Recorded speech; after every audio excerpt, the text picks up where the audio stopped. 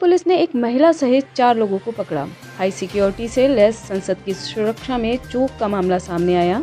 बुधवार 13 दिसंबर को लोकसभा की कार्रवाई के दौरान दर्शक दीर्घा से 2 लोग नीचे कूद गए और स्प्रे के माध्यम से धुआं फैला दिया।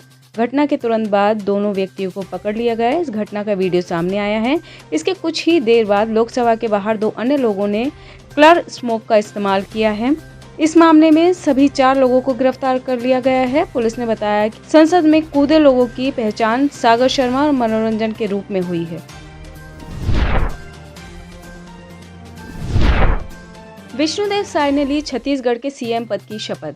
विष्णुदेव साय ने छत्तीसगढ़ के नए सीएम के रूप में बुधवार को शपथ ली। साय राज्य के चौथे मुख्यमंत्री होंगे। इससे पहले इस पर अजीत जोगी, रमन सिंह और भूपेश बघेल इस पद पर रह चुके हैं। टर्म के हिसाब से देखें तो साय छठे विधानसभा में सीएम बने हैं। 3 दिसंबर को चुनावी नतीजे सामने आने पर बीजेपी ने 5 साल के बाद सत्ता में वापसी की है। 10 दिसंबर को बीजेपी ने अपने सीएम के नाम की घोषणा की थी। इलेक्ट्रिक वाटर हीटर में सोना। दिल्ली के इंदिरा गांधी इंटरनेशनल एयरपोर्ट पर कस्टम की टीम ने सोने की तस्करी के एक बड़े मामले का खुलासा किया है और एक हवाई यात्री को भी पकड़ा, जिसके कब्जे से 1.5 किलोग्राम सोना बरामद किया गया है। कस्टम की टीम ने बताया कि शक के बिना पर इलेक्ट्रिक वाटर हीटर को डिसमेंटल करने पर उसमें से सोने के बार बरामद किए गए, जिसे बड़ी ही चतुराई से वाटर हीटर के भीतर कॉपर के सिलेंड्रिकल शेप वाले कवर के अंदर काले रंग से कोट करके छिपा कर रखा गया था। बरामद सोने की कीमत 83 लाख रुपए बताई जा रही है। पंजाब में एजीटीएफ और गैंगस्टर के बीच मुठभेड़। पंजाब से बड़ी खबर आ रही है। पंजाब पुलिस की एंटी गैंगस्टर टास्क फोर्स और गैंगस्टर के बीच मुठभेड़ हुई है। एनकाउंटर में एक गैंगस्टर तरनजीत सिंह उर्फ जस्सा हप्पोवाल को गोली लगी है। तरनजीत सिंह पुलिस कस्टडी से भागने की कोशिश कर रहा था। इस दौरान मुठभेड़ हुई। ये मुठभेड़ पंजाब के जीरकपुर के पीर मुच्छल्ला में हुई। इस दौरान एक पुलिस अधिकारी भी घायल हो गया।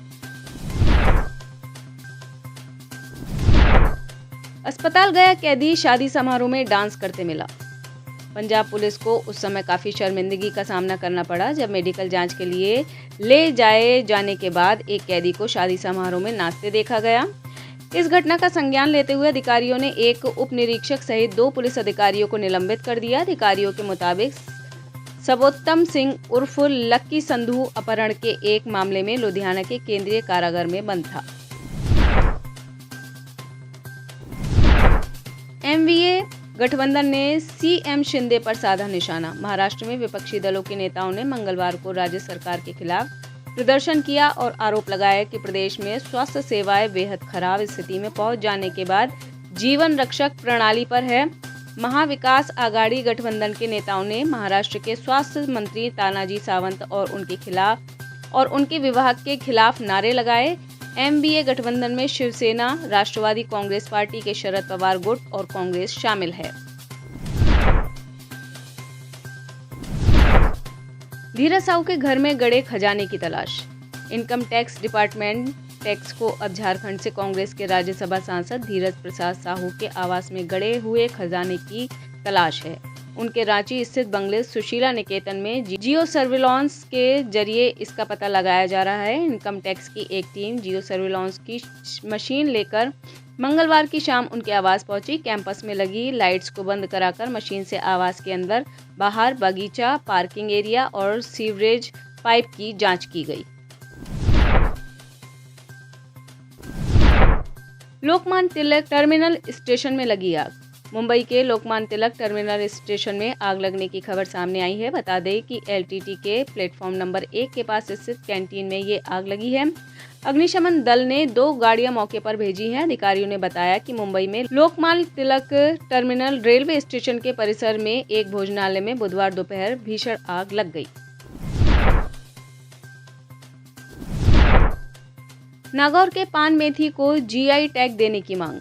राजस्थान के नागौर जिले में पैदावार होने वाली नागौर पान मेथी या कसूरी मेथी के बिना सब्जियों का स्वाद अधूरा रहता है। चाहे घर की रसोई में बना खाना हो या 5 सितारा होटल की स्पेशल रेसिपी हो या किसी भी इंटरनेशनल फूड चेन का फूड हो, इस नागौरी पान मेथी के बिना खाने का स्वाद अधूरा है। नागौरी पान मेथी की खुशबू ही ऐसी है जो हर सब्जी का जायका बदल देती है। यही वजह है कि नागौर में उगाई जाने वाली पान मेथी की हरी सूखी पत्तियां देश ही नहीं विदेशों में भी अपनी महक बिखेर रही हैं।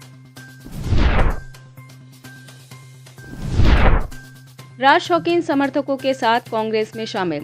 दिल्ली आम आदमी पार्टी को कांग्रेस ने बड़ा झटका दिया है। आप की संस्थापक सदस्य और वर्तमान में ज्वाइंट स्टेट सेक्रेटरी व राष्ट्रीय कार्यकारिणी की सदस्य राज शौकीन कांग्रेस अपने समर्थकों के साथ कांग्रेस में शामिल हो गई। दिल्ली के कांग्रेस अध्यक्ष अरविंद लवली ने पार्टी के पट्टा पहने उन्हें देश की सबसे पुरानी पार्टी में शामिल कराया। साथ ही कहा कि राज शौकीन का कांग्रेस में स्वागत है। राज का कांग्रेस में शामिल होने से पार्टी को मजबूती मिलेगी। उन्होंने कहा कि राज के साथ पार्टी से जुड़ने वाले आपके सभी नेताओं का और कार्यकर्ताओं का आभार।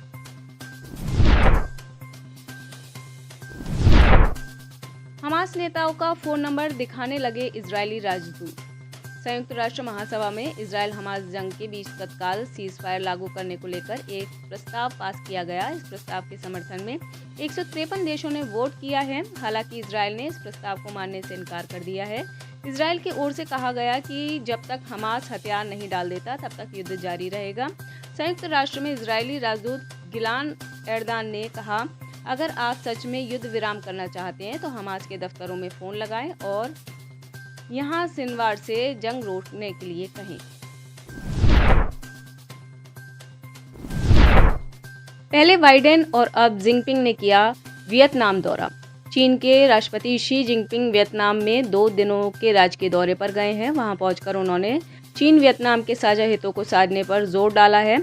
इससे पहले सितंबर में अमेरिका के राष्ट्रपति जो बाइडेन भी वियतनाम गए थे। शी जिनपिंग वियतनाम का दौरा 6 साल के बाद कर रहे हैं। जिनपिंग का दौरा इसलिए भी अहम माना जा रहा है कि हाल ही अमेरिकी राष्ट्रपति शी जिनपिंग भी वियतनाम दौरे पर आए थे। चीन हमेशा से इस इलाके में अमेरिकी दबदबे के खिलाफ रहे हैं।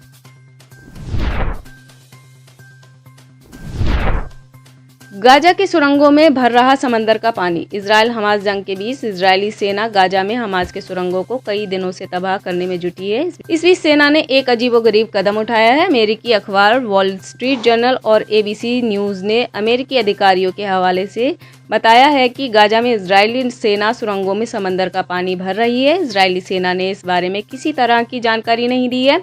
समाचार एजेंसी रॉयटर्स के मुताबिक इजरायली रक्षा मंत्रालय के एक प्रवक्ता ने इस मामले पर टिप्पणी देने से इनकार कर दिया है। फैजल रजा आबिदी का जहरीला बयान। भारत और पाकिस्तान एक साथ साल 1947 में आज़ाद हुए। इसके बाद भारत ने पाकिस्तान के मुकाबले काफ़ी तरक्की की और पाकिस्तान काफ़ी पीछे रह गया। इसी मुद्दे पर कुछ समय पहले पाकिस्तानी राजनीतिक विशेषज्ञ फैजल रजा आबिदी एक टीवी शो के दौरान बात कर रहे थे। उन्होंने अपने देश की तरक्की की बात न करते हुए भारत को नीचा दिखाने की बात की। इस दौरान उन्होंने कहा कि भारत को पाकिस्तान जैसा बनने में ज़्यादा वक्त नहीं लग सकता। इसके लिए हमें सिर्फ एक मिसाइल की ज़रूरत है, जिसके बाद भारत की हालत पाकिस्तान जैसी हो जाती।